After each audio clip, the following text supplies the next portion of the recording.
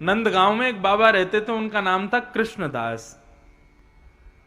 वो नित्य ठाकुर जी को प्रणाम करते थे। तो एक बार कहीं कथा में उन्होंने सुन लिया कि महाभारत में लिखा है 12 वर्ष तक यदि अनवरत एक दिन भी नागा ना किए व्यक्ति अपने नियम का पालन करे तो वह नियम सिद्ध हो जाता है। आप लोग भी याद रखना ये बात।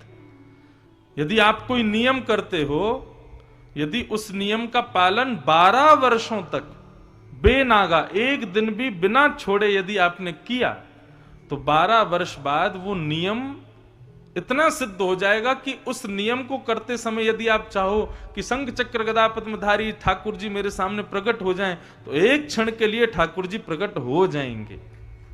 अनुशासन पर्व में भीष्म पितामह कहते हैं इस बात को। लेकिन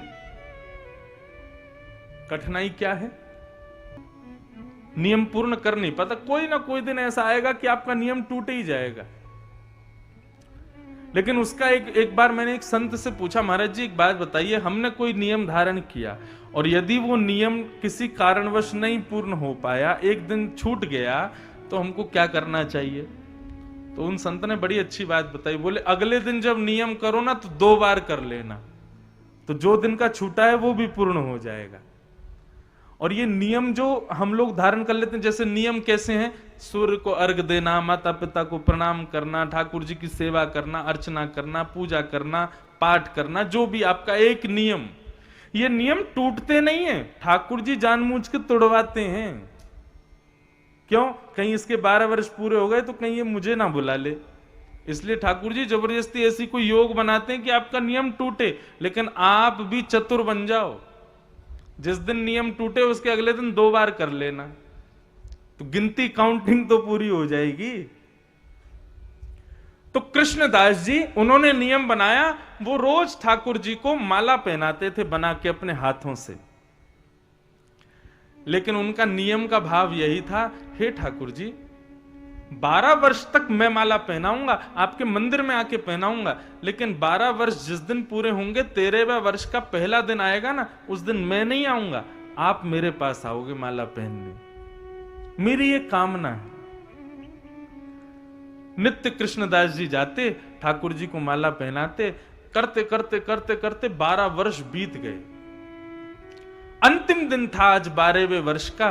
कृष्णदास जी गए, माला पहनाई, कान में ठाकुर जी के बोले, अब मैं नहीं आऊंगा, अब आप आओ, कल आप आना, 56 भोग बना के रखूंगा, पूरी तैयारी करके रखूंगा, सुंदर माला सिद्ध करके रखूंगा, अब आप आना। 13वें वर्ष का पहला दिन प्रारंभ हुआ। सुबह से ही कृष्णदास जी प्रतीक्षा में बैठे हैं, ठाकुर जी आ रहे होंगे, ठाकुर जी आ रहे होंगे। प्रतीक्षा प्रेम का एक सबसे सुंदर स्वभाव है। जिसने जीवन में कभी प्रतीक्षा नहीं की ना, और प्रतीक्षा में होने वाले जो अनुभव हैं उनको नहीं सहा, उसने कभी भक्ति नहीं की, उसने कभी प्रेम नहीं किया। कृष्णदास जी आज प्रतीक्षा कर रहे हैं, 12 वर्षों से प्रतीक्षा ही तो चल रही है।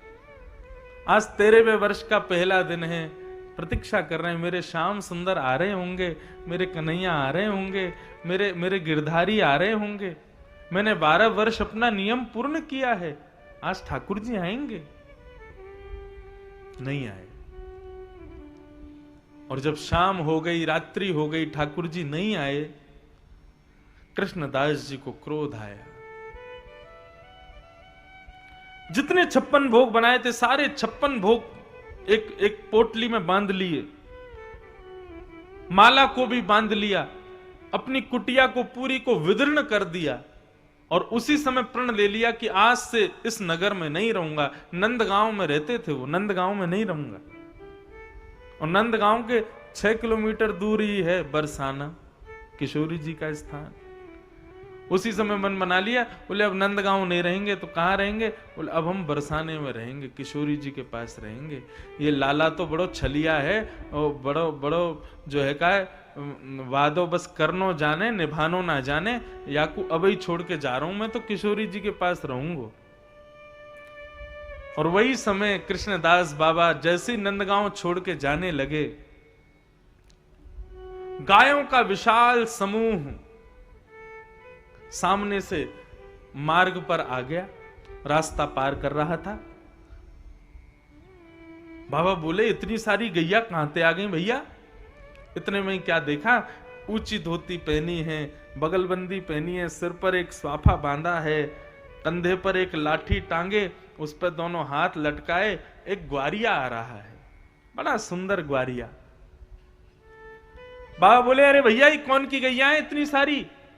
बोले, बाबा डट जाओ न, ठहर जाओ, नंद भवन की गैया हैं, चर के आ रही हैं, जा रही हैं अपने अपने खिरक्कू। ब्रजभाषा समझ आ रही है ना? ब्रजभाषा में कोई नहीं, बस मात्राओं का ही अंतर है, बाकी भाषा तो वैसी है, पर बड़ी प्यारी भाषा है।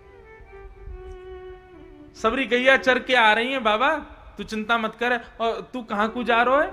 हमारे ब्रज भाषा में बहुत सम्मान करते हैं ना, तब तुम बोलते, नहीं तो तू में ही काम चलता है।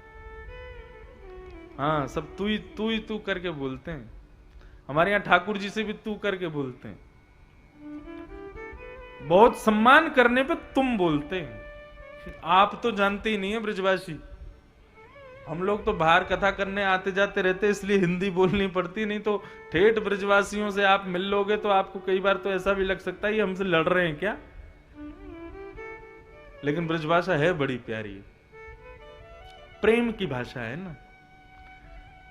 बाबा तू कहां को जा रहा है?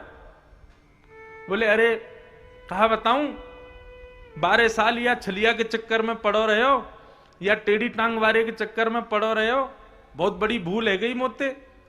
12 साल ते रोज या को माला बना बना के पहना रहे हो, या से केवल एक ही प्रार्थना करी कि भैया तेरे वे वर्ष को पहलो दिन है जाए तो तू आ जाइयो, तो को मैं माला पहना दूंगा। लेकिन ये तो अभिमानी है, आज तेरे वे वर्ष को पहलो दिन है गयो, आयो नहीं। मैंने भी प्रण ले लियो है कि मैं अब याके यहां नहीं रहूंगा, मैं भी अब किशोरी जी के पास रहूंगा, मैं बरसाने में रहूंगा, कैसे पार करूं? ग्वारिया बोलो, अच्छा बाबा गैया तो अभी चली जाएंगी, नेक देर बैठ जाओ, नेक देर डट जाओ, ये गैया अभी बस पार हूं मैं, फिर आप चले जाइए। बाबा बैठ गए। बाबा बोले, सवेरे तो कछु खायो नहीं है, पियो नहीं है, भूख और लग रही है, ऊपर से तेरी गैया आ गई है, बढ़िया 56 भोग सामग्री, सोच रहे हो कि बरसाने जाऊंगा, किशोरी जी को भोग लगा के फिर पालूंगा, लेकिन अब कहां जाऊं मैं? ग्वारिया बोलो, देखो वृंदावन में तो हवा में ही कृष्ण और राधा विराजमान है, यूं ही आप भोग लगाए लो और आप भी पालो, मुंह को भी दे दो, मैं हूं भूखा हूं सुबह से। और ग्वारिया की बात मान करके कृष्णदास जी ने पोटली खोली, और पोटली खोल करके बस स्मरण कर लिया किशोरी जी भोग लगा दो, और भोग लगा के बाबा पाने लगे। और ग्वारिया से बोले, तू भी पाले भैया? बोले, बाबा मेरे हाथ में गोबर लग रहा है, मैं अपने हाथ से तो पाना पाऊंगा, आप एक काम करो, एक बार आप पालो और फिर दूसरी बार आप अपने हाथ से ही पवाए दो। कृष्णदास जी बोले, ऐसो ही तो तुम्हारो ठाकुर और ऐसे ही तुम सबरे, वानू जीवन भर सेवा करवाई, दियो कछु है नहीं, और अब जा रहा हूं तो वा कोई आगो सेवक ये अपनी सेवा करवावे गो, आ पास बैठ मेरे खवाऊं तो को। अब एक बार तो बाबा पामे और एक बार अपने हाथ से वह ग्वारिया को पवा में। ग्वारिया पाते पाते नेत्रों से अश्रुबिंद बहाने लगा। बाबा बोले, अरे भैया रोकाई को रहे हो है, कहा है गया?